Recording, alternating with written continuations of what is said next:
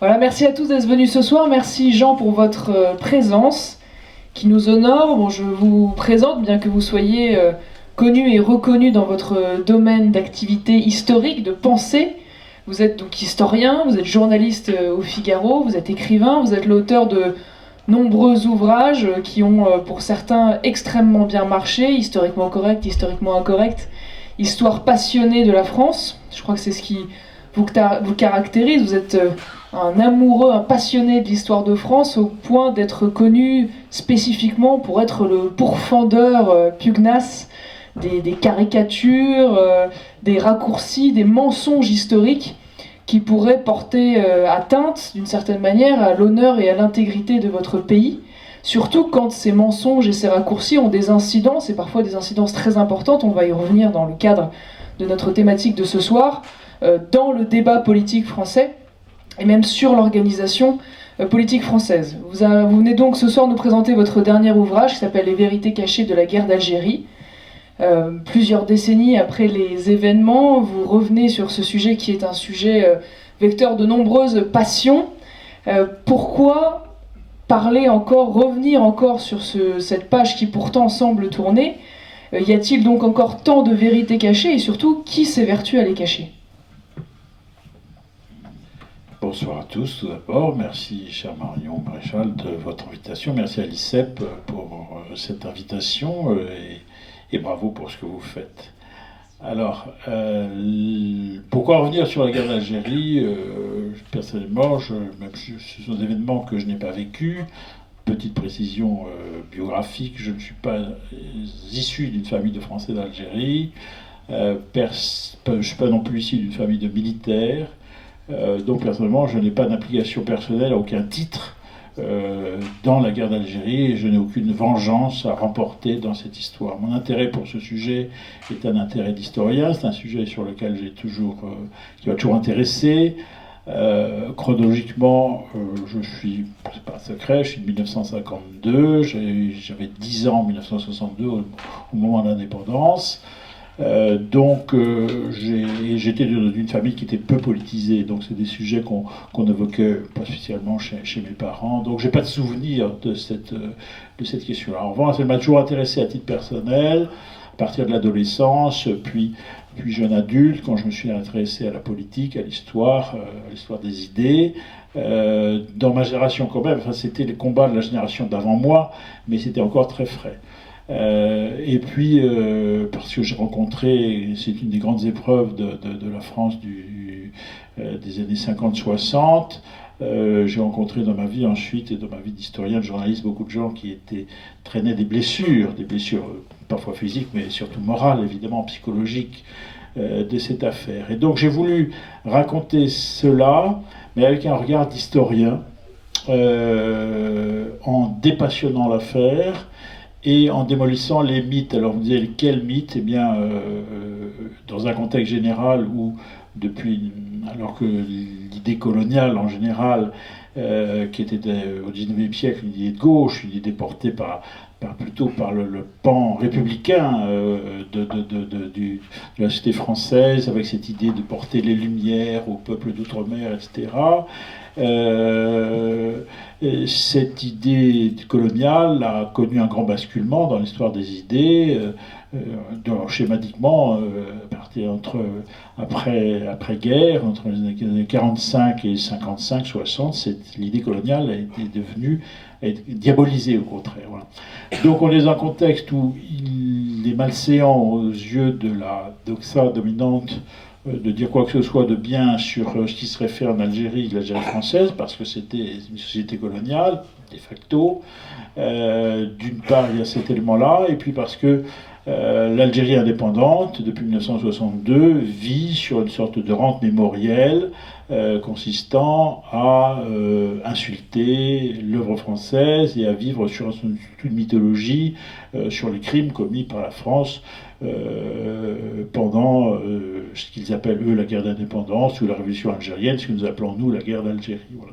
Alors il faut rétablir les faits, c'est-à-dire dire les faits, ce qui s'est passé. Donc c'était un des buts de mon livre, raconter chronologiquement les grands événements de la guerre d'Algérie 1954-1962, on va établir les faits.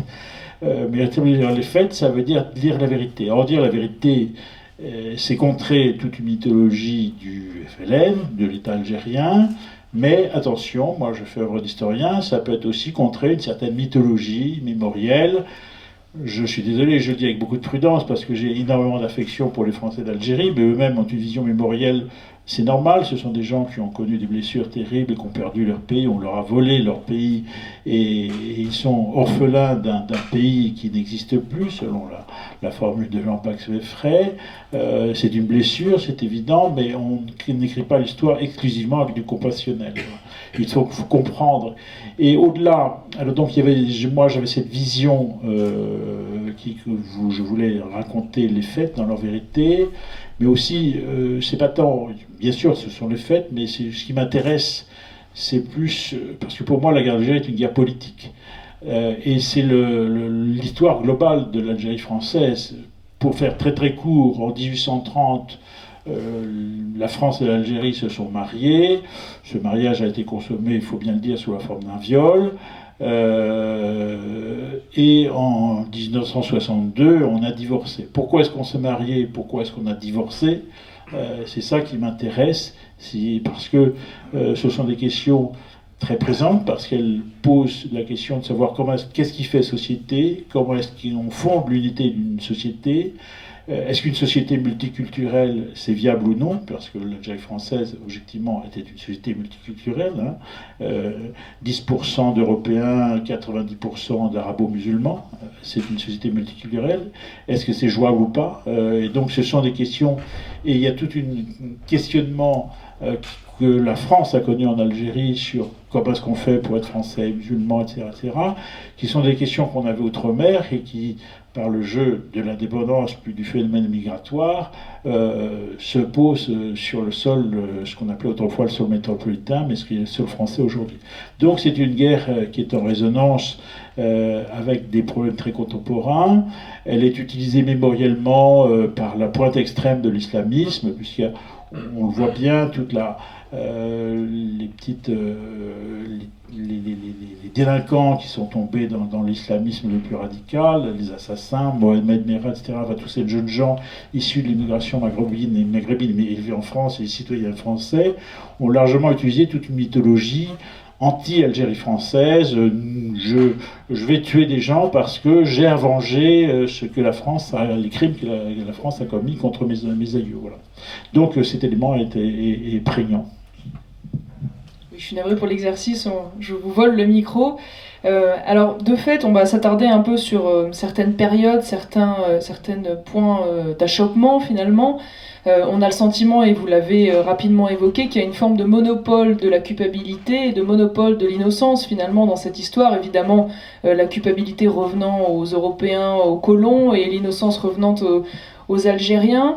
Vous relevez aussi, à mon avis, à juste titre, et on y reviendra un peu plus précisément tout à l'heure, qu'en fait, derrière ces manipulations, il n'y a rien d'innocent, et on n'est pas dans une forme d'inculture crasse, on est véritablement dans une manœuvre politique qui vise à faire, et vous avez utilisé ce terme si je ne m'abuse, des enfants de l'immigration, issus notamment de l'Algérie, des victimes éternelles, et derrière un lobby politique extrêmement puissant pour obtenir des choses et faire reculer l'État, le gouvernement et la France de manière générale par finalement culpabilité, par repentance. Et c'est pour ça que j'aimerais revenir finalement aux origines de la conquête d'Algérie, qui est assez significatif de cette nécessité de nuance, parce qu'il n'y avait pas derrière cela que des motifs finalement vils ou exécrables, mais il y avait aussi des raisons politiques, vous allez nous développer ça, qui vont toucher aussi à la question même de la mise en esclavage, dont on entend pourtant souvent quel est le fait exclusif des Européens. Si vous pouvez nous revenir du coup sur les raisons qui ont conduit à l'époque la France à venir conquérir l'Algérie. Ces raisons sont multiples. Alors il y avait l'Algérie, d'abord n'existait pas comme c'était pas un État. L'Algérie, il y avait ce qu'on appelait la régence d'Alger, qui était une petite principauté, on va dire pour faire court, qui dépendait de l'Empire ottoman. Et la régence d'Alger, c'était Alger, la ville d'Alger, et puis une mince bande côtière. l'arrière-pays de l'Algérie, cet immense arrière-pays, puisque l'Algérie, avec le Sahara, le Sahara a été colonisé beaucoup plus tard, à la fin du 19e siècle, à partir des années 1880, l'Algérie, il faut se rappeler que c'est 4 fois, avec le Sahara, c'est 4 fois la France. Donc l'immense arrière-pays algérien, c'était pas le terme de l'époque, mais on se comprend comme ça, c'était une multiplicité de peuples, d'ethnies diverses, qui n'avaient pas d'unité étatique, qui parfois se combattaient. Le seul ciment qui était réel, qui était culturel, religieux, c'était évidemment une société musulmane. Alors, avec cette société-là, il y a eu une bagarre de plusieurs centaines d'années entre ce monde-là et les États européens, puisque la régence d'Alger vivait de la guerre de course, c'est-à-dire des navires corsaires qui arraisonnaient en Méditerranée les navires occidentaux pour en saisir les biens ou saisir les personnes et pour faire de l'esclavage. Donc il y a eu beaucoup, des milliers d'esclaves chrétiens qui ont été emmenés en Afrique du Nord, saisis sur les côtes ou dans des bateaux occidentaux en Méditerranée. Donc il y a un vieux contentieux. Il y a eu un contentieux de hasard qui est lié à une histoire de dette impayée, de blé qu'on n'a pas payé, c'était à l'époque de Bonaparte, on ne va pas entrer dans ces détails-là.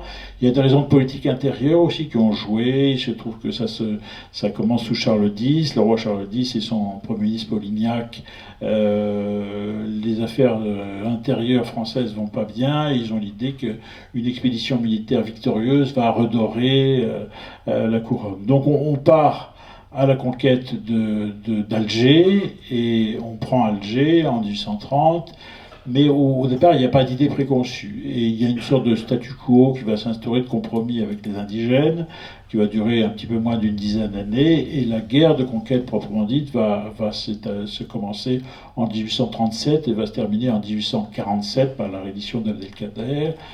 Donc c'est une guerre qui a duré une dizaine d'années, menée par l'armée française, et parallèlement à cette guerre, la France envoyait des colons, c'est-à-dire des gens qui s'établissaient en Algérie. Voilà. Alors, la réalité, elle est mixte.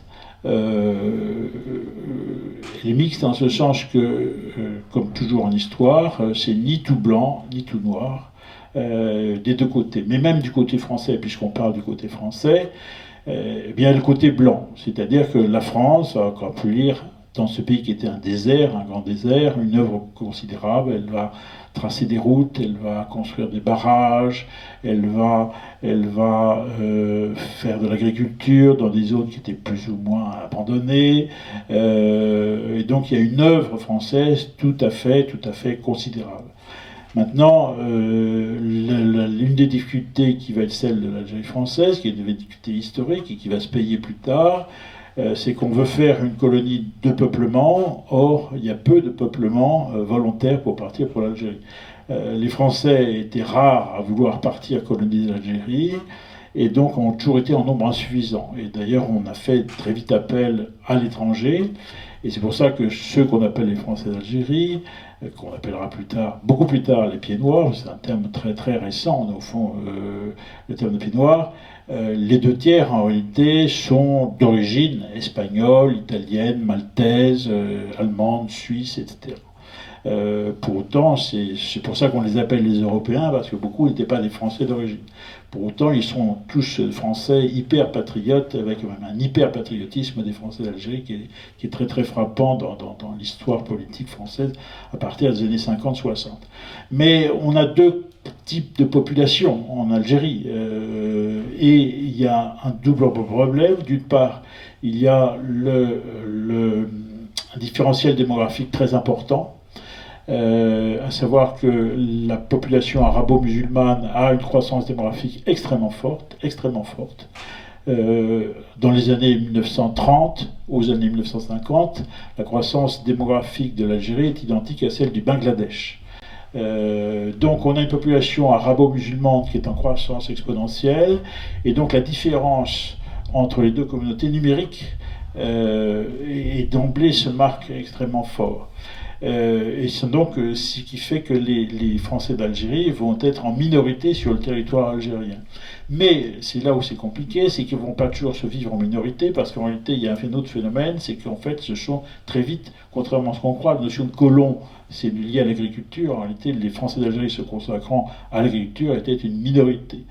La majorité, l'immense majorité des Français d'Algérie sont des citadins.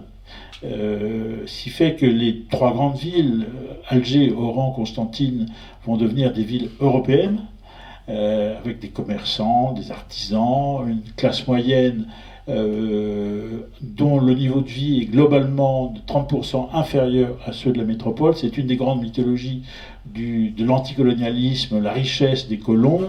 Il y a bien sûr, il y a 3-4% des Français d'Algérie avec d'énormes fortunes, mais l'immense majorité des Français d'Algérie sont des gens simples et moins riches qu'en métropole.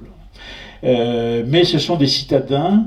Et à l'inverse, dans l'immensité du territoire algérien, c'est une population rurale arabo-musulmane, extrêmement pauvre, mais avec une croissance démographique extrêmement forte. Ce qui fait que, à la fois, les Français d'Algérie sont en minorité objectivement, mais en même temps, ils ne perçoivent pas toujours cette notion de minorité, parce que dans les villes, ils sont entre eux, et ils sont la majorité.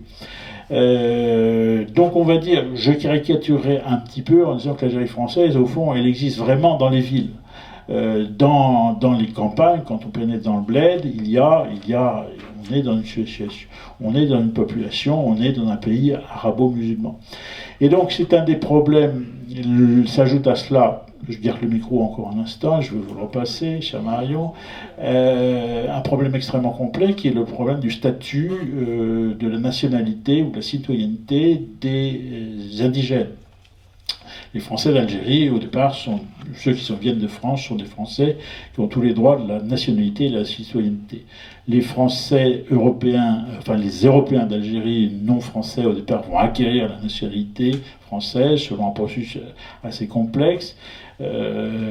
C'est d'ailleurs en partie à cause d'eux qu'on a introduit, qu'on a rendu le service militaire obligatoire à la fin du XIXe siècle, parce qu'il y avait beaucoup en Algérie de jeunes Européens qui échappaient à l'obligation militaire, ce qui fait que les jeunes Français, eux, d'origine, étaient soumis au service militaire en Algérie, tandis que les garçons qu'ils fréquentaient, qui avaient le même âge qu'eux, n'étaient pas soumis au service militaire.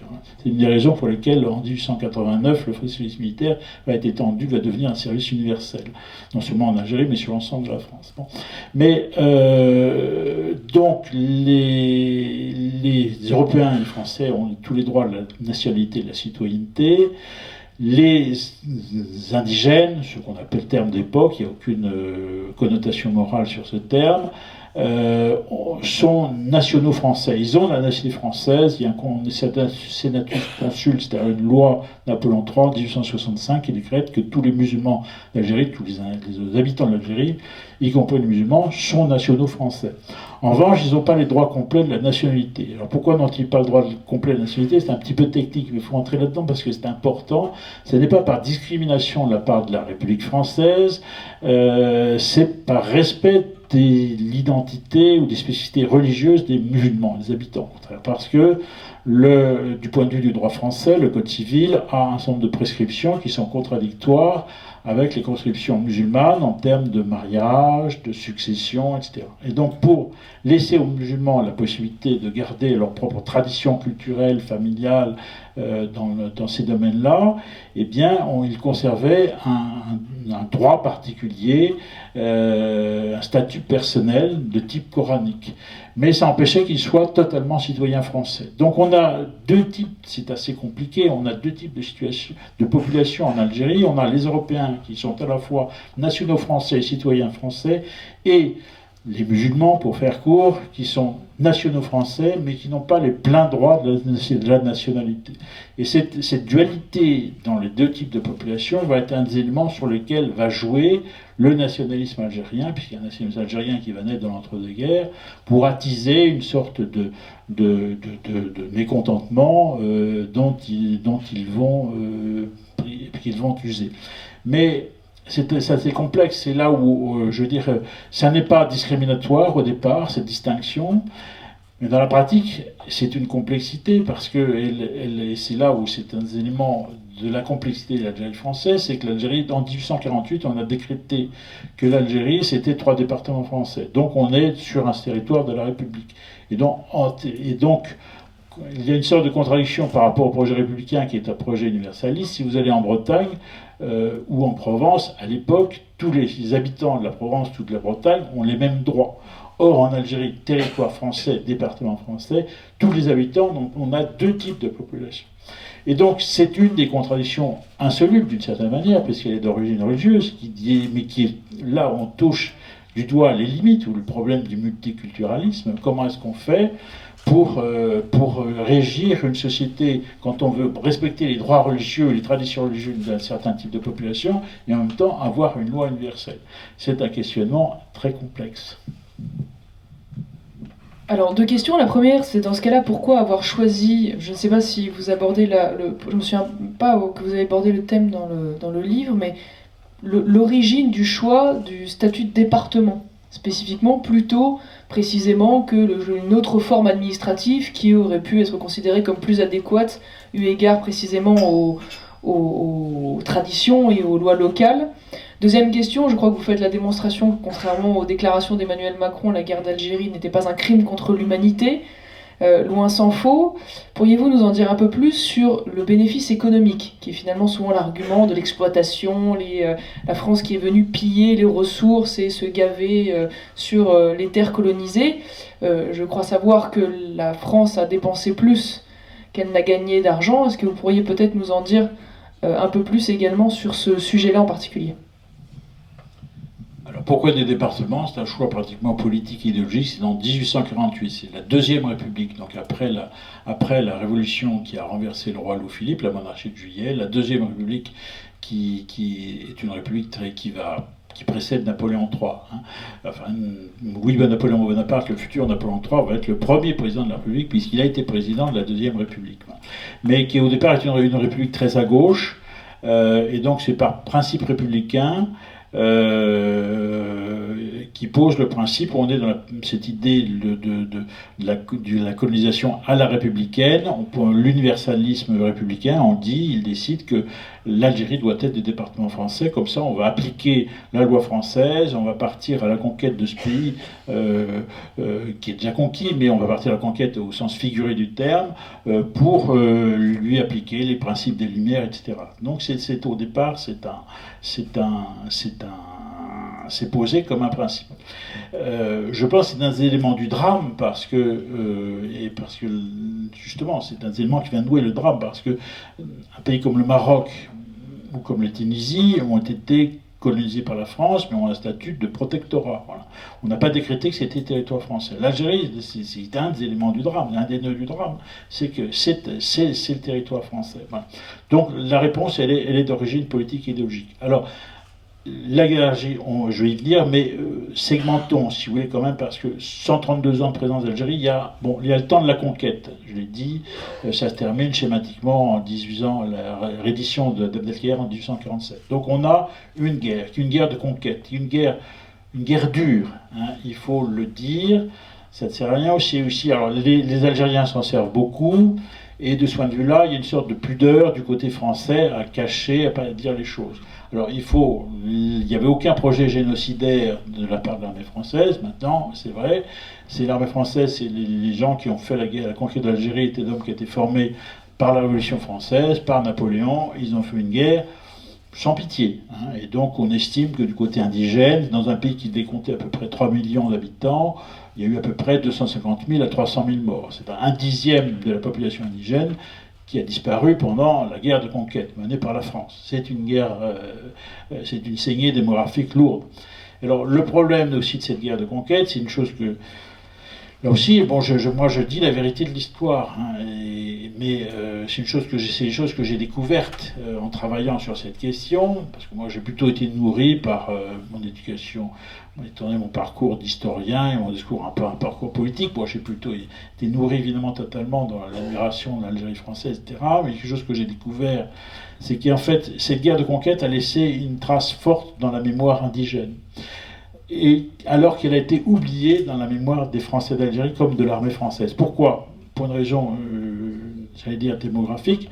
Si vous voulez, très schématiquement, les militaires français qui ont fait la conquête, ils ont fait une conquête dure, puis ensuite, ils ont été, les militaires ne restent jamais au même endroit, les gens qui étaient en garnison en Algérie, on les a amenés ailleurs, et voilà. L'armée française, elle a tourné. Et donc les gens qui après étaient les militaires français qui arrivent en 1900 en Algérie, il n'a pas du tout idée de la dureté de la conquête, c'est quelque chose qu'il n'a pas vécu, ça se passait 50 ans avant lui, ça ne le préoccupe pas. Les Français d'Algérie, eux, ils arrivent plus tard, et je veux dire, ils arrivent au fur et à mesure, mais beaucoup plus tard. Et puis derrière les faits de guerre. En revanche, il y a une mémoire indigène de cette guerre qui s'est transmise. Et moi, je découvre avec surprise ces éléments qui nous bousculent, évidemment, comme Français, mais qui font partie de l'histoire. J'ai découvert, moi, je donne un exemple précis dans mon livre, il y a un village en 1956, donc en 1956, pendant la guerre d'Algérie, qui a commencé, et il y a une sorte les villageois vont tuer des Français, etc., et ils vont tuer les Français, non pas tant par la perspective de la guerre d'Algérie qui a commencé en 1954, parce qu'ils veulent venger des ancêtres à eux qui avaient été tués par l'armée française lors d'une révolte en 1871. C'est-à-dire qu'il y a une sorte, vous voyez, on est dans un pays arabo-musulman où il y a bien sûr l'écriture existe, mais il y a, comme souvent dans les sociétés indigènes, il y a une mémoire orale, une tradition orale et une mémoire qui se transmet dans les familles, et voilà. Et donc, cette guerre de conquête, il y a toute une population indigène qui vit avec cette idée-là, et ce que les Français ne le mesurent pas, parce que c'est interne au monde indigène, précisément, c'est interne à la société indigène, qu'ils ne mesurent pas, c'est-à-dire que même 50 ans après, même 60 ans après, eh bien, il y a des indigènes qui continuent à les voir comme des conquérants, même s'ils ne sont plus des conquérants de facto, parce qu'on est très longtemps après la conquête. Voilà, c'est un des éléments psychologiques qui va jouer dans la guerre d'Algérie. Donc il y a la guerre de conquête qui est dure. Ensuite, il y a un grand entre-deux, qui est une zone grise, mais qui est la société coloniale. C'est que schématiquement, 1850-1950, c'est l'Algérie française, l'Algérie coloniale. Alors, c'est là où je réponds à votre seconde question. Est-ce que pendant ce temps-là, est-ce que cette Algérie coloniale, la France l'a pillée? Eh bien non. Ça sont les calculs d'un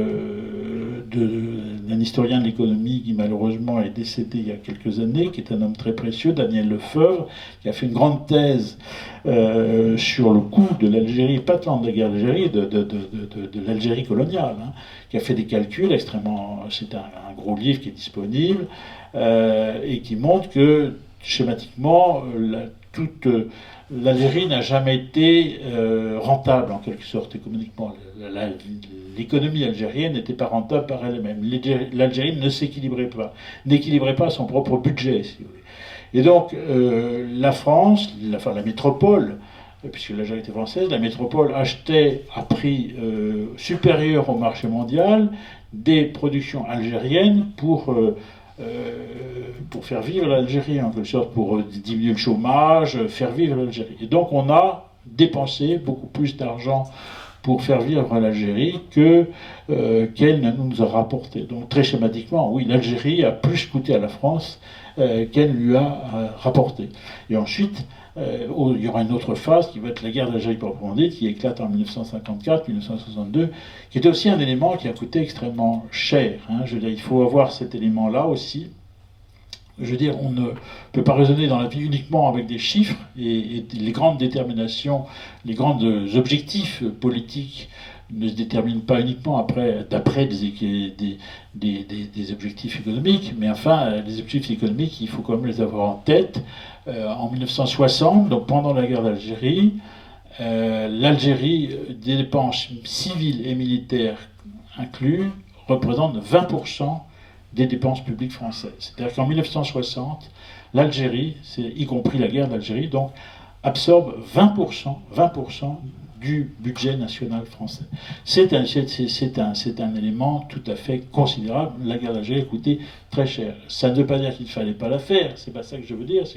Il faut quand même cet élément que n'importe quel gouvernement, parce qu'on va peut-être parler de De Gaulle, etc. après, voilà, mais que n'importe quel gouvernement, c'était une des données qui aurait été à la tête de n'importe quel gouvernement. Est-ce qu'on peut durer, est-ce qu'on pouvait très très longtemps faire une guerre qui absorbait 20% du budget national de la France? J'ai pas une approche chronologique, mais puisque vous parlez justement De Gaulle, est-ce que précisément cette raison économique-là a été déterminante dans en tout cas dans sa précipitation d'une certaine manière à vouloir l'indépendance rapide? Est-ce qu'elle explique aussi de manière assez étonnante, quand on connaît quand même un peu l'homme et sa stature, quoi qu'on puisse penser de cette période-là spécifique, cette précipitation également à céder à toutes les exigences du FLN, même les plus folles, à ne pas faire appliquer d'ailleurs derrière les accords d'Évian, et de la même manière, pourquoi est-ce que ça explique aussi cette ambivalence de Gaulle, qui manifestement, dès le départ, souhaitait l'indépendance sur le plan idéologique de l'Algérie, et pour autant, pour des raisons politiques, va jusqu'au bout faire croire le contraire? Alors c'est une affaire extrêmement complexe. Donc De Gaulle accède au pouvoir en 1958. La guerre d'Algérie à l'époque dure depuis 4 ans. Elle a commencé en 1954 et elle n'a fait que monter en puissance. Au départ, c'est une insurrection très limitée à laquelle l'armée française va opposer une réponse de plus en plus forte parce que cette insurrection ne va faire que croître. En 1958, il y a une sorte d'impasse, c'est-à-dire que la 4ème République ne parvient pas à terminer la guerre d'Algérie, elle ne gagne pas la guerre d'Algérie, donc il y a une sorte d'impasse et ça coûte de l'argent, je viens de le dire, et puis ça occupe le contingent a été mobilisé à partir de 1956, et tous les jeunes hommes qui partent faire leur service militaire, les garçons qui partent faire leur service militaire ont une probabilité forte.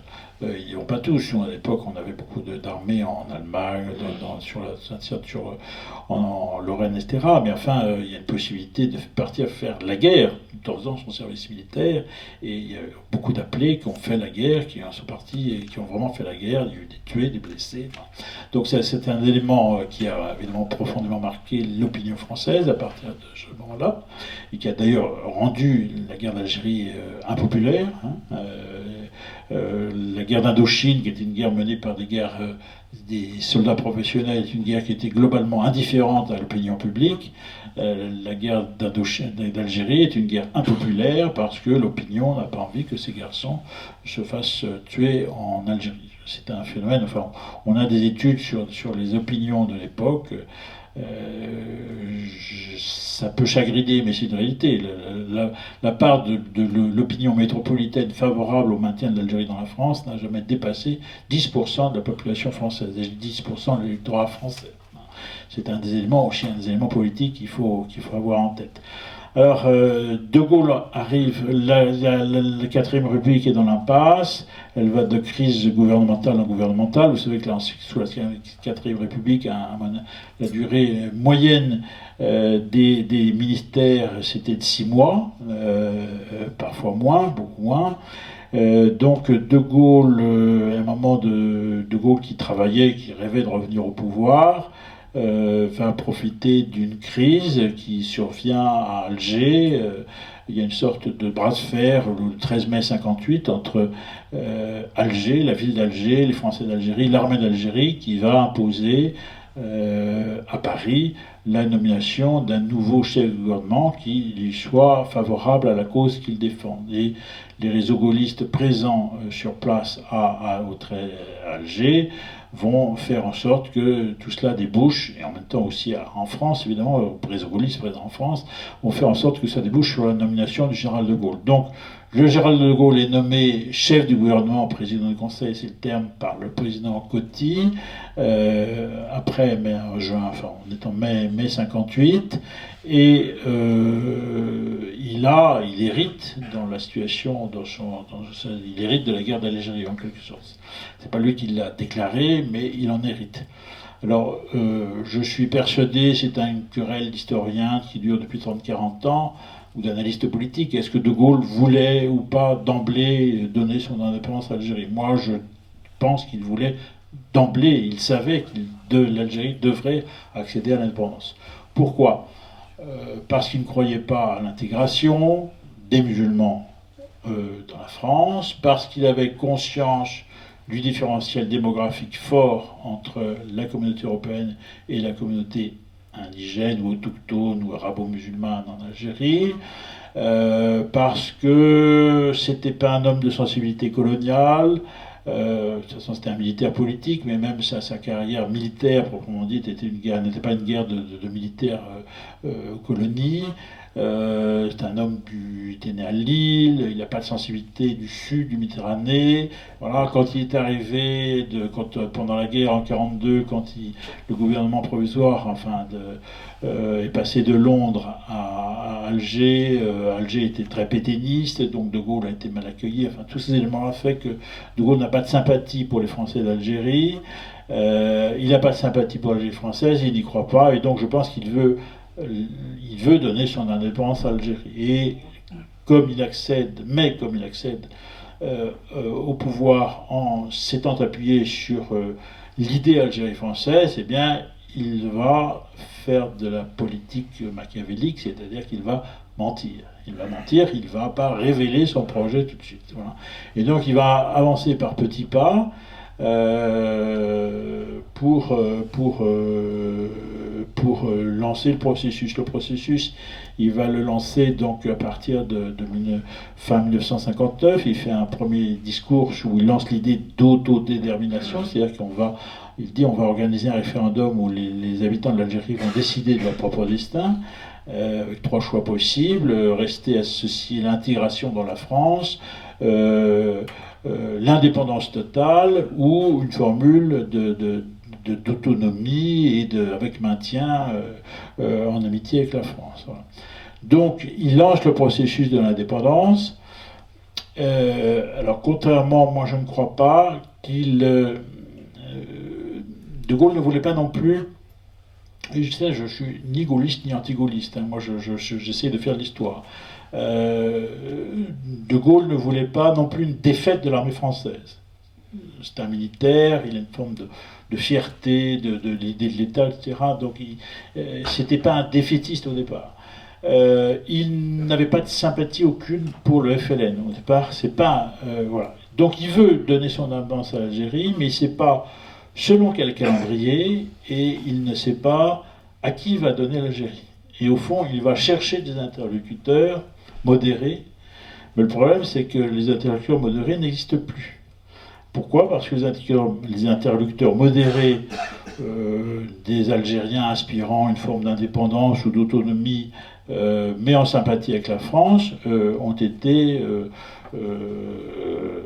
absorbés, enfin pas absorbés, enfin ils ont été annihilés par le FLN qui a absorbé tout le champ de l'indépendantisme ou de l'autonomisme algérien et qui a réduit au silence les modérés. Voilà. Et quand il les a pas tués, quand je dis réduit au silence, c'est parfois ça s'est passé, parfois fait physiquement, en effet. Voilà. Et donc De Gaulle, au fond, il a un projet qu'on peut contester ou non, mais qui est un projet qui a une certaine cohérence, mais qu'il ne peut pas mettre en œuvre parce qu'il n'a pas d'interlocuteur modéré. Et comme il est pressé, alors pourquoi est-il pressé? Moi je trouve que c'est tout simple, c'est une raison de son âge. Il a un grand projet, on le sait, pour la France, qui est de faire de la France une France forte, puissance économique, nucléaire, etc., capable de rivaliser ou de tenir tête aux Russes ou aux Américains.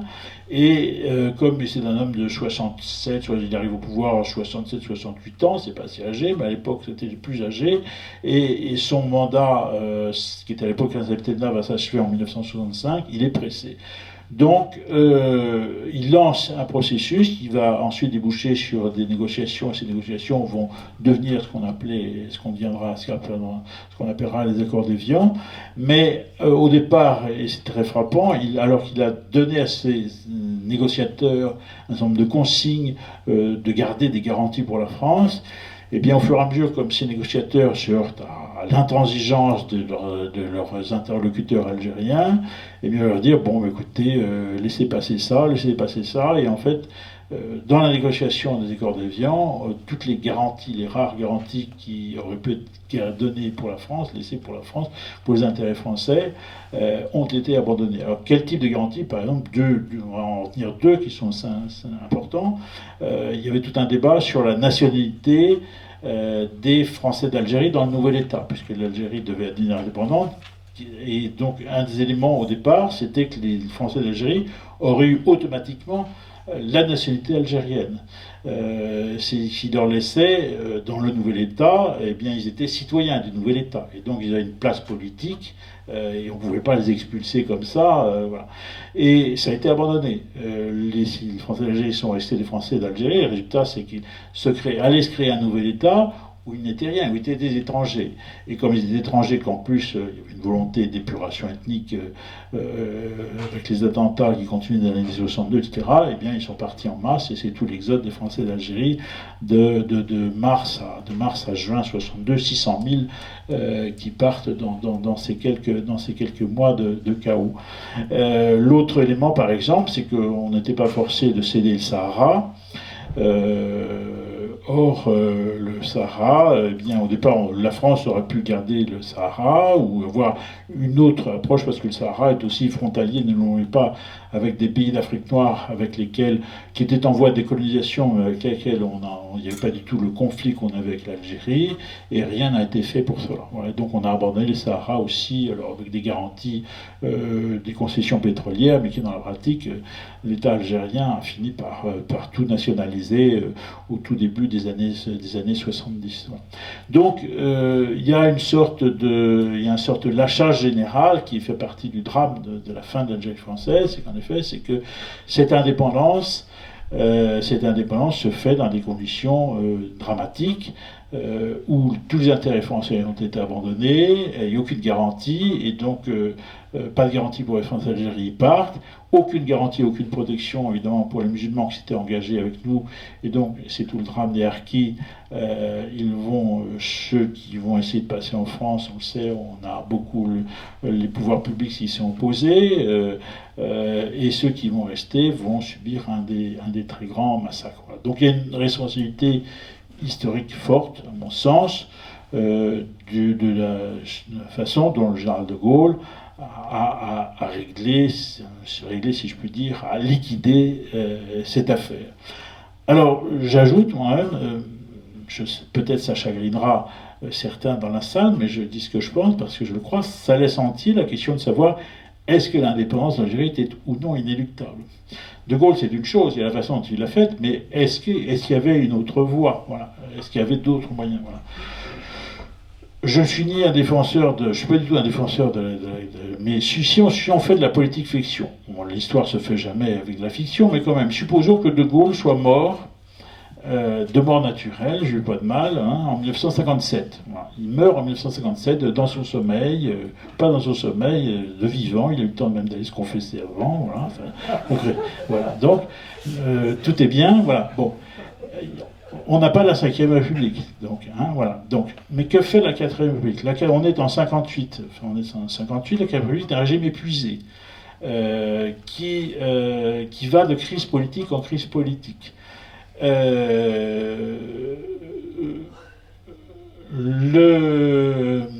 Qui vit largement, la 4e République est dépendante de capitaux américains, très largement. On vit sous l'aide, on est encore extrêmement aidé. À la fin des années, dans les années 56, 57, 58, on vit beaucoup sur des prêts américains.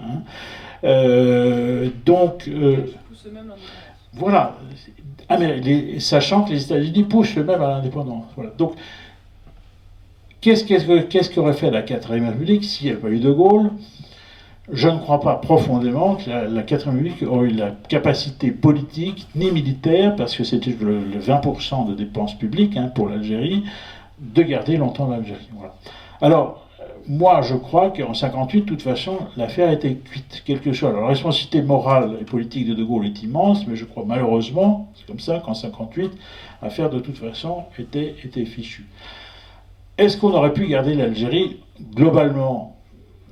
Sur le long terme, je ne le crois pas. Pourquoi? Mais parce que le grand vent de la décolonisation a soufflé sur l'ensemble du monde occidental. Je veux dire, la colonisation, c'est une belle aventure, c'est une belle histoire avec sa part peut-être négative, mais qui a une part positive. On a fait beaucoup de bien, on a apporté beaucoup au peuple que l'on a colonisé. En même temps, c'est un moment de l'histoire qui a passé. L'histoire est faite comme ça. Il y a des phases de repli, des phases d'ascension, d'avancée. Voilà, au XIXe siècle, dans un contexte général d'expansion économique, politique des nations occidentales, elles ont colonisé, et puis dans cette idée-là, a fait son temps dans les années 50, on a lâché, les Occidentaux eux-mêmes ont inventé le principe du droit des peuples à disposer d'eux-mêmes. Les peuples d'Afrique ou d'Asie ne sont pas plus idiots que d'autres, ils se sont emparés de ce principe, ils se sont dit, puisque tous les peuples ont droit à disposer d'eux-mêmes, nous aussi. Et donc il y a eu un moment où il y a un nationalisme qui existe. Ça chagrine peut-être qu'on le dise, mais il y a un nationalisme algérien, il y a eu un nationalisme indo-chinois, etc. Et donc, de toute façon, moi je pense que l'indépendance des colonies était à terme inéluctable. L'idéal, évidemment, c'est que se fasse pour l'Algérie, que ça se fasse pacifiquement, selon un processus étalé sur 10, 20, 25 ans, 30 ans, je ne sais pas, et avec maintien sur place de la communauté française. Après tout, les pays d'Afrique noire, Gabon, Sénégal, enfin des pays avec lesquels on a des relations d'amitié, ce sont des pays qui ont été colonisés, qui ont accédé à l'indépendance autour de 58, 59, 60, dans ces années-là, avec une indépendance qui au départ était une fausse indépendance, qui reste souvent un petit peu une fausse indépendance, parce que la France-Afrique, ça existe moins qu'il y a 30 ou 50 ans. Mais enfin, ça reste il y a quand même un lien extrêmement fort entre la France et ces pays-là.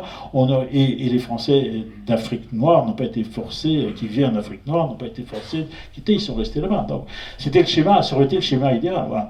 Maintenant, il se trouve qu'à aucun moment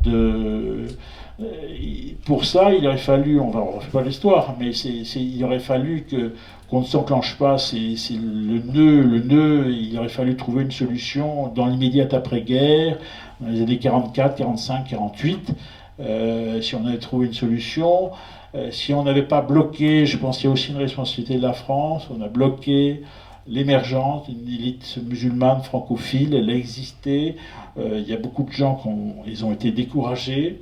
Je pense que les élus européens d'Algérie, j'en suis désolé, mais je crois qu'ils ont une responsabilité dans ce sens-là, puisqu'on a beaucoup bloqué aussi l'émergence d'une élite musulmane, parce que les Français d'Algérie avaient peur d'être noyés sous le nombre. Je comprends, de toute façon, ils étaient dans un rapport de 1 à 10. Mais le résultat, c'est qu'ils ont aussi bloqué la constitution d'une élite musulmane, parce qu'ils avaient peur, et le résultat, eh bien voilà, c'est qu'on n'a pas trouvé d'interlocuteur modéré. Moi, c'est des grandes occasions, un homme qu'on a raté, par exemple, je cite, parce que c'est un des hommes auxquels j'ai dédié mon livre. Voilà.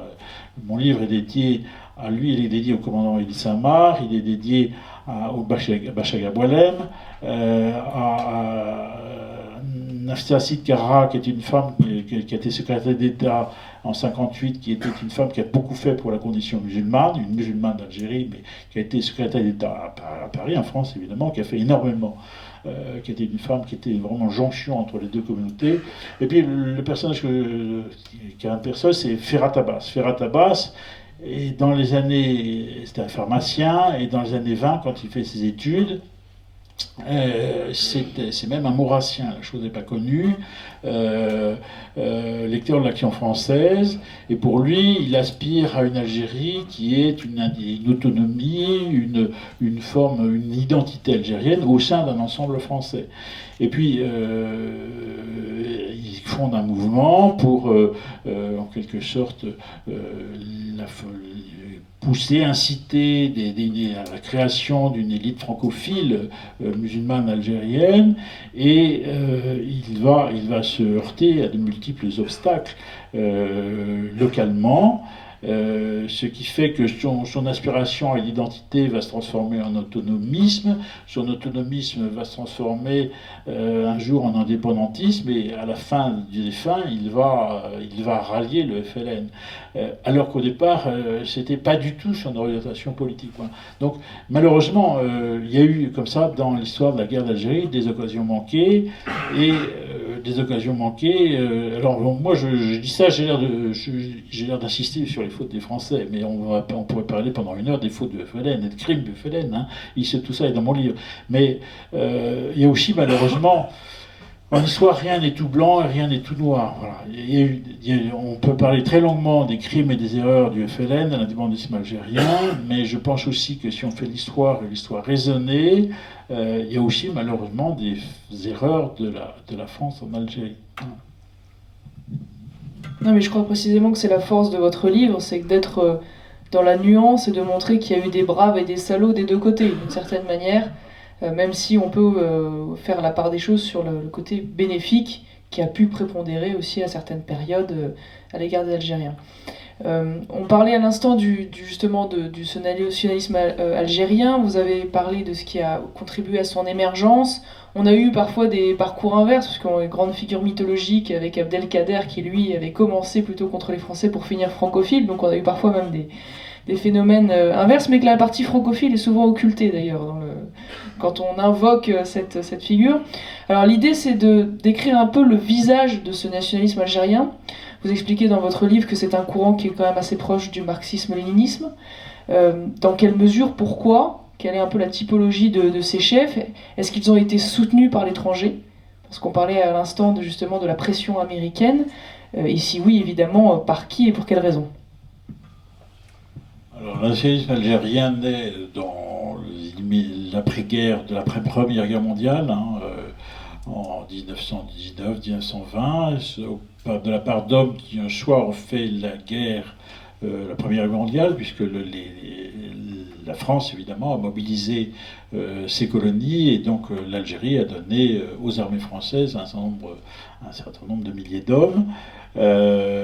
Où beaucoup aussi d'Algériens sont allés travailler en métropole, puisque le fait que les hommes étaient partis au front, non seulement il y a des femmes qui sont allées travailler en usine, mais on a fait beaucoup venir des travailleurs de nos colonies. Il y a beaucoup d'Indochinois, la chose n'est pas très connue, il y a, je crois, le nombre est très important, 200 000 Indochinois qui sont venus travailler en France entre 1914 et 1918 dans les usines d'armement, et beaucoup d'Algériens aussi. Voilà. Et donc, au contact, dans les usines françaises, au contact d'éléments communistes, eh bien, il y a eu un travail de propagande, et donc ils ont, après-guerre, après la Première Guerre mondiale, donc, il y a un courant nationaliste algérien qui se forme, qui est au départ chez des Algériens ayant vécu en métropole, au contact du communisme. Alors, donc, le premier, le grand chef, le chef historique, c'est Messa Lihatch, qui est un homme qui était membre du Parti communiste. Donc, il est communiste, il est marxiste, puisque le Parti communiste était, au fond, la seule force politique française qui a toujours été anticolonialiste. La gauche socialiste a été colonialiste, chose d'un petit peu oubliée, mais le PC, non. Et donc il y a une inspiration au départ révolutionnaire, marxiste, anticolonialiste qui naît dans le nationalisme algérien. En même temps, il y a une sorte de contradiction, puisque le nationalisme algérien, le marxisme, le communisme sont évidemment athées. Or, les Algériens sont musulmans. Or, l'athéisme est quelque chose de difficilement compatible. Enfin, c'est compliqué, mais dans la société musulmane, l'athéisme est quelque chose qui n'existe pas. Les musulmans, j'allais dire, en forçant un peu le trait, ils ne croient pas tous en Dieu, mais ils ne peuvent pas être athées, parce que ça n'entre pas dans le schéma mental. Et donc, il y a une sorte de contradiction, ce qui fait que les premiers chefs du nationalisme algérien, et ceux qui continueront, au fond, il y aura beaucoup de laïcs, c'est-à-dire de musulmans, au fond, pas très religieux, mais qui ne pouvaient pas montrer qu'ils étaient, au fond, même pas très religieux. Mais ils vont devoir tenir compte de l'aspiration islamique de la population algérienne. Donc il y a cet élément-là qui va compter. Il y a d'abord, première source du nationalisme algérien, communisme, idée révolutionnaire, anti-colonialisme, et il y a deuxièmement, dans ces années-là, en Algérie, il y a toute une inspiration, un renouveau de l'islam, et donc qui va jouer un rôle dans la constitution du nationalisme algérien. Le troisième élément qui va jouer, eh bien, c'est la radicalisation, comme je le disais, d'une certaine élite cultivée musulmane qui ne va pas trouver sa place dans la République française, pour faire court. Et donc, il va se tourner vers le nationalisme. Et puis, il y a cette idée, on est à partir des années 20-30, c'est la décolonisation. Alors, tout ça est en même temps, il y a, en 1931, à Paris, il y a la grande exposition coloniale. C'est-à-dire qu'il y a une sorte de paradoxe, c'est-à-dire qu'à la fois, on est de la grande exaltation de l'œuvre coloniale française, de l'Empire français, et en même temps, on est dans les années où l'Empire français, à l'intérieur, c'est une croyance qui s'effrite, Et donc il y a des nationalismes qui se constituent. Et puis va venir la Seconde Guerre mondiale. La Seconde Guerre mondiale n'est pas bonne pour nous, pour la France, pour la situation coloniale. En 1940, la France est battue par l'Allemagne. Or, ça va jouer aussi d'ailleurs en Asie, en Indochine. Dans l'esprit, je dirais, des peuples indigènes, un colonisateur, c'est le blanc dominateur qui est fort. Mais un dominateur qui est vaincu, c'est un dominateur faible. Voilà. Et donc, mauvaise impression. Plus là-dessus, les divisions franco-françaises, Pétain de Gaulle, le général Giraud, en fait, etc. Enfin, je n'entre pas dans tous ces détails. Voilà. Et donc, il y a un nationalisme algérien qui se constitue. Des aspirations à une réforme, une extension du droit de la citoyenneté, etc., qui ne trouvent pas leur satisfaction ni par la réforme de 44, ni par la réforme de 47, etc. Et donc il y a un nationalisme algérien qui s'est constitué, qui existe. Alors il n'embrasse pas toute la population algérienne. La population algérienne est très souvent illettrée. Mais on a fait des calculs, je les donne dans mon livre, je donne les chiffres. On estime que l'indépendantisme, chez les Algériens cultivés, c'est-à-dire ceux qui savent lire, écrire, qui ont fait un peu d'études, etc., on estime que l'indépendantisme touche 60 à 70% des Algériens ayant un peu instruit, si vous voulez. Ce qui est considérable. Alors évidemment, il y a une immense masse, une société, une population qui n'est pas instruite, qui est fluctuante, mais qui est prête qui suivra le vainqueur. Et donc il y a une sorte de match qui commence au début des années 50 entre la France, l'armée française, et puis l'indépendantisme, le FLN. Ce match, au final, malheureusement, il sera au final gagné par l'Algérie. Mais je ne crois pas qu'on gagne à nier cette puissance, cette aspiration. Il y a un nationalisme algérien, il y a l'aspiration à l'indépendance existe. Si vous voulez, de même qu'il y a un nationalisme français, c'est que les Français aspirent à être eux-mêmes et à être maîtres chez eux. Eh bien, il y a eu un moment où les peuples colonisés ont aspiré à être maîtres chez eux. Pour moi, c'est une loi de l'histoire. Je ne sais pas au sens où il y a une loi de l'histoire hégélien, c'est un sens de l'histoire où dans l'histoire il y a aussi ce qu'on en fait. Mais je pense objectivement, il y a un moment où l'œuvre coloniale était faite pour se retourner. Et puis de toute façon, c'est pas un point de secondaire, si je le dis aussi, parce que moi je retourne toujours. Il y a encore des gens qui me disent, comme les anciens Français d'Algérie, qui me disent mais non, on pouvait y arriver, on pouvait vaincre le FLN, on s'est resté, tout allait bien, et l'Algérie n'aurait pas changé.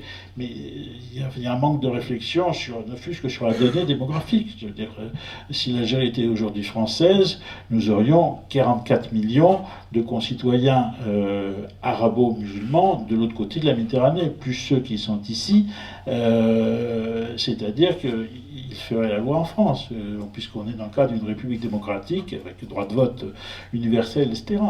Et donc, sachant que la population algérienne croît, est un pays qui continue à avoir une croissance démographique tout à fait considérable, la population algérienne, ça croît de 1 million d'habitants par an. Voilà. Les Algériens sont 44 millions. C'était les chiffres de 2016 même, je crois. 45 millions, c'est rare. Voilà. Donc, dans toute façon, je ne vois pas comment, sur la durée, l'Algérie aurait pu rester française. Ce que je regrette, ce que je pense, c'est il aurait fallu, ce que j'ai dit tout à l'heure, que nous aboutissions à un processus d'indépendance étalé dans le temps, pacifique, avec maintien sur place de la communauté française et avec des liens historiques forts, liens historiques, géographiques, stratégiques, etc., comme on a pu avoir avec les pays d'Afrique noire qui ont accédé pacifiquement et tranquillement à l'indépendance. Sur les influences étrangères. Ah, sur les influences étrangères, alors oui, pardon, alors bon, oui, alors donc le FLN, commence un peu, notre conversation est un petit peu à bâton rompu, mais c'est ça qui est sympathique. Alors donc oui, bien sûr, le FLN, parti indépendantiste révolutionnaire, a été aidé par le camp de l'Est. Hein. Les Russes leur donnaient de l'argent, leur donnaient des armes. Les pays de l'Est en général, et même la Yougoslavie, qui était pourtant en rupture à l'époque, la Yougoslavie de Tito, a beaucoup aidé le nationalisme algérien en lui donnant des armes. Donc l'armement, l'argent venait de l'Est. Hein. Le FLN s'est beaucoup nourri de ça. Et alors, l'autre élément qui est moins connu, puisque la pression, là, elle est diplomatique, politique, géostratégique, économique aussi, mais c'est les Américains. Hein. Il y a tout un travail des Américains en faveur du FLN. Alors il se fait d'une manière un petit peu discrète, parce qu'en même temps, les Américains ne veulent pas se fâcher d'emblée avec la France. Mais enfin, on voit, il y a eu un livre extrêmement intéressant d'un historien américain, d'ailleurs, sur ce sujet, Matthew Conley, qui raconte, voilà. Donc, les Américains ont aidé l'Algérie, étaient partisans de l'indépendance d'Algérie. Alors, c'était pas par... aux États-Unis, il y a une sorte d'anticolonialisme de principe philosophique, mais il y a évidemment des visions économiques, géostratégiques extrêmement importantes. Ce qui intéressait les Américains, évidemment, c'était les richesses pétrolières de l'Algérie, du Sahara, du gaz, enfin le gaz et le pétrole du Sahara. Donc les Américains étaient extrêmement intéressés par cette perspective-là. Et donc il y a une aide, les Américains ont aidé diplomatiquement le FLN, et le FLN avait ouvert très tôt à New York, auprès des Nations Unies, un bureau permanent avec une équipe qui était là-bas en permanence, et ces gens-là ont été aidés par les Américains. Alors vous avez bien développé qu'il s'agissait à l'époque non pas tant d'une guerre religieuse, même si la question religieuse a quand même une incidence de part et d'autre d'ailleurs, côté français, côté algérien, mais plutôt d'une guerre politique. Néanmoins, vous abordez quand même la question du djihad. Est-ce que vous pouvez nous en dire un peu plus comme levier justement du nationalisme algérien? Et pour faire un parallèle contemporain, peut-on voir aujourd'hui, dans ce que certains appelleraient une guerre de civilisation entre le monde européen, plutôt tradition chrétienne, et cette civilisation musulmane, peut-il y avoir des parallèles? Y a-t-il encore des résurgences, des héritages, où finalement ce sont deux époques, deux pays qui étaient complètement différents, et il n'y a pas de parallèle possible du tout entre ce que nous sommes en train de vivre aujourd'hui, qui est une forme de nouvelle guerre civile à certains égards, dans certains quartiers en sécession culturelle qui utilisent l'islam pour contrer la France, et entre finalement cette guerre franco-algérienne des années 60. Alors, la dimension religieuse de la question algérienne, elle est multiple. D'abord, du côté français, la France a fait une colonisation laïque. C'est-à-dire que d'abord la colonisation, la guerre de conquête a été faite par une armée française, une armée formée par Napoléon, qui est une armée d'esprit voltairien. C'était des généraux et des officiers qui avaient l'habitude qui avaient encore des échos de la Révolution française, qui bouffaient du curé, et ils ne venaient pas du tout porter la chrétienté en Afrique du Nord. Et en Afrique du Nord, en général, et en Algérie en particulier, tous les projets... donc l'Église catholique s'est installée, 1838, premier évêché qui est fondé à Alger, mais cette Église a toujours été barrée.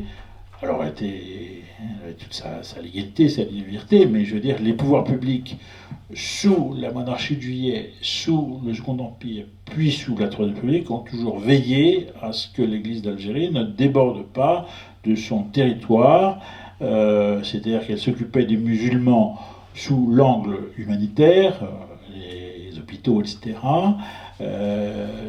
mais pas sous l'angle du prosélytisme religieux. C'est-à-dire que donc on a fait une colonisation laïque, il n'y a jamais eu de volonté d'État, au contraire, il y a eu, il y a eu des obstacles, il y a eu une sorte de bras de fer au XIXe siècle entre les autorités religieuses en Algérie et les pouvoirs publics. On empêchait l'Église d'Algérie de faire de l'évangélisation. Donc l'Algérie n'a jamais été évangélisée. Alors il y a eu une Algérie française chrétienne. Dans la pratique, il y a eu une Église d'Algérie extrêmement vivante, d'autant que, comme je le disais tout à l'heure, les 2 tiers des Français d'Algérie venaient d'Espagne ou d'Italie ou de Malte, qui sont des pays très catholiques. Et donc dans la pratique, l'Église d'Algérie, c'était l'Église des Français. L'église des pieds noirs, je dirais. Ce qui fait d'ailleurs que cette église s'est vidée de son contenu en 62. 62 sont restés les évêques qui ont voulu, qui pour certains étaient plutôt déjà en sympathie avec l'indépendantisme algérien, avec l'idée. Derrière, il y avait l'idée kantienne, comme il y avait l'idée qu'un évêque est de toute façon est l'évêque de ses ouailles, quel que soit ses ouailles, pas seulement des chrétiens. Pour un évêque est responsable au nom de l'Église de l'ensemble de la population qui habite son territoire. Et donc les évêques sont restés, mais la chrétienté d'Algérie s'est vidée de son contenu, puisque les curés sont partis avec leurs fidèles. Voilà. Alors de l'autre côté, l'islam est évidemment a été le ciment. Elle était le ciment, comme j'ai dit, c'est un pays qui, au départ, au XIXe siècle, c'est pas une nation, l'Algérie, hein, c'est la France qui a constitué l'Algérie. Le ciment, c'est l'islam.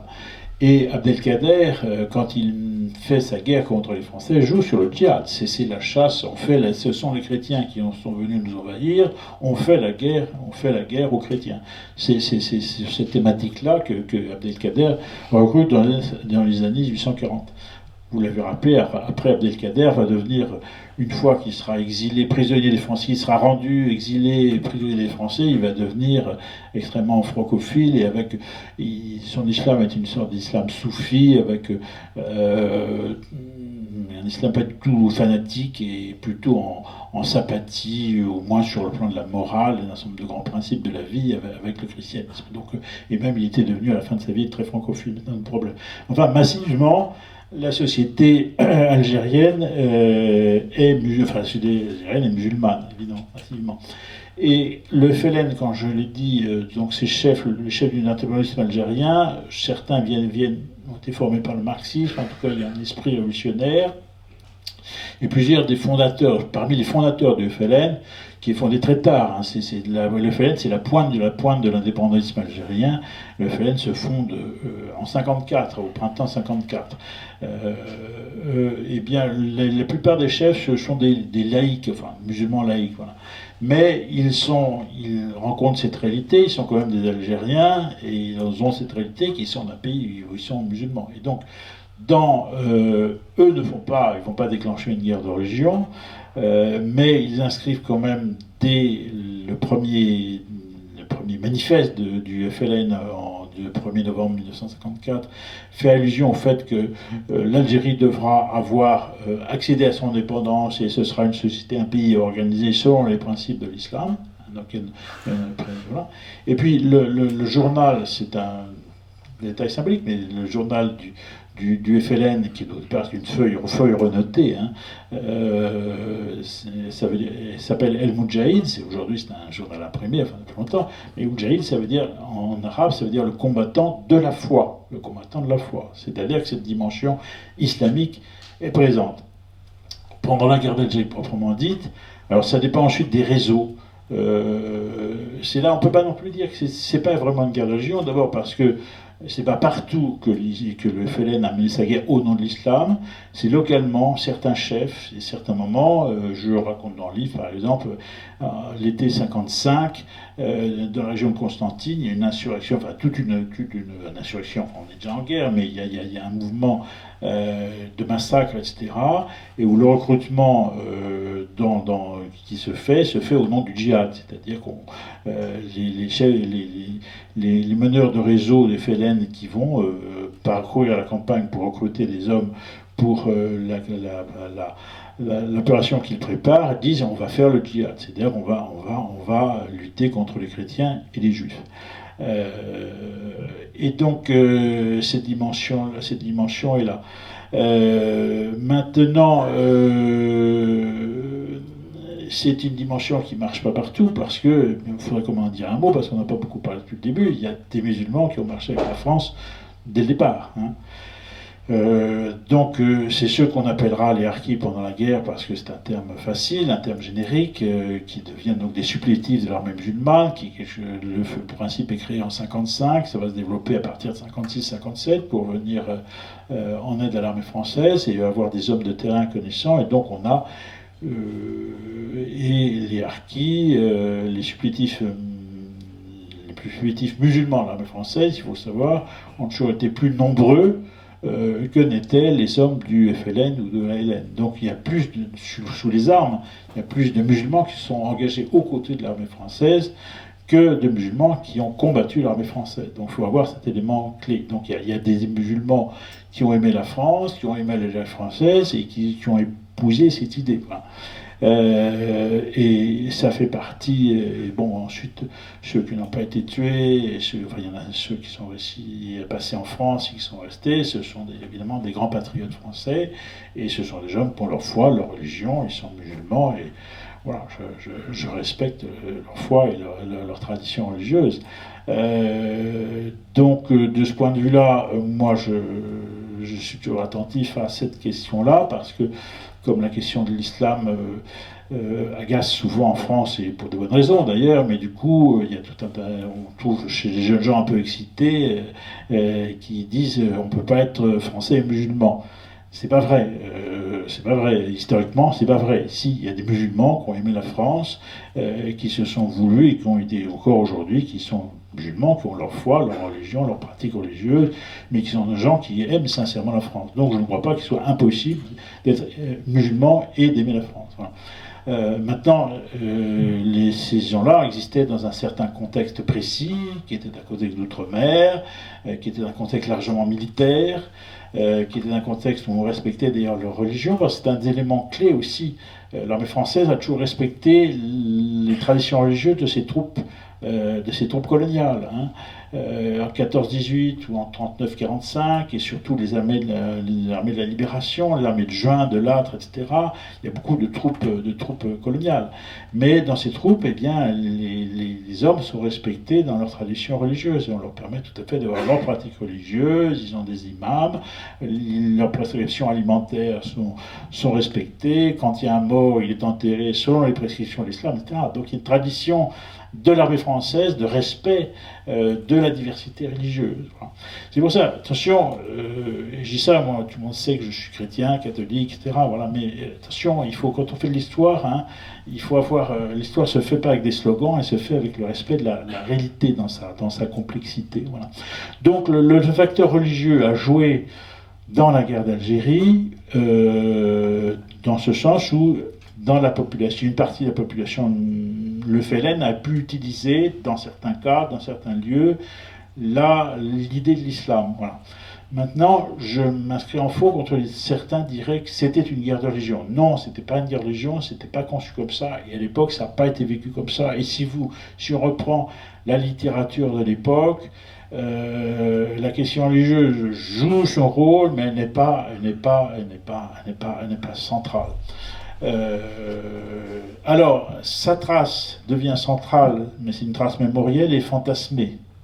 Aujourd'hui, chez les jeunes issus de l'immigration, chez les jeunes qui tombent dans l'islamisme, le radicalisme, etc., c'est une vision fantasmée. C'est-à-dire que ce sont eux qui disent les Français ont fait une guerre de religion, et donc pour venger, etc., voilà. Mais c'est ces discours qu'on a eu chez Mera, chez tous ces petites canailles, parce qu'il faut des assassins, mais c'est une vision fantasmée en réalité. Simplement, on aimerait bien que cette vision fantasmée soit beaucoup plus dénoncée par les autorités musulmanes, mais c'est encore un autre sujet. Merci beaucoup Jean Sévilla pour cette intervention. Pour conclure, d'ailleurs, cette précision sur les harkis, c'est vrai qu'on en a peu parlé et c'est évidemment immérité. D'autant moins qu'aujourd'hui, je vous l'apprends peut-être, mais le terme de harki est une insulte utilisée en banlieue pour dire traître. ce qui en dit long aujourd'hui de la perception qu'ont justement ces jeunes pseudo-citoyens français d'origine algérienne à l'égard de ceux qui à l'époque avaient choisi la France et le patriotisme français. Merci également de ces précisions sur l'islam notamment, puisqu'il est vrai aussi que la nature de l'islam à l'époque n'était pas non plus celle que l'on vit en France et qu'on n'était pas encore dans des courants wahhabites financés à coups de pétrodollars par le Qatar et l'Arabie Saoudite. Donc évidemment on est aussi dans des contextes variés qui doivent appeler la nuance et le recul. La page des relations franco-algériennes n'est pas fermée, d'autant moins que vous n'êtes pas sans savoir que la situation algérienne est aujourd'hui extrêmement dangereuse pour la France, puisque Bouteflika arrive au bout de son mandat, qu'il n'y a pas de succession assurée, que l'Algérie est aujourd'hui, malgré pourtant plusieurs décennies d'indépendance, un pays corrompu, extrêmement faible sur le plan économique, extrêmement dépendant des énergies, qui tient la population largement, en tout cas une grande partie d'entre elles, par le fonctionnariat, et que de ce fait-là, il est possible de vivre une crise politique extrêmement grave en Algérie dans les mois à venir, qui pourrait conduire des dizaines de milliers, si ce n'est même des centaines de milliers demain d'Algériens arrivés en France, d'autant plus qu'ils ont tous ou presque de la famille en France, certains ont même pour beaucoup la double nationalité, que le gouvernement français manifestement donne des visas aux Algériens à tour de bras. Donc voilà, on n'est pas au bout de nos peines avec cette histoire, d'autant plus c'est vrai que l'Algérie encore, et Bouteflika en particulier, continue d'avoir une vision extrêmement partielle et partiale de cette guerre d'Algérie, évidemment à des fins politiques et à des conséquences désastreuses. Donc merci beaucoup Jean Sévillat, je vais maintenant passer aux questions.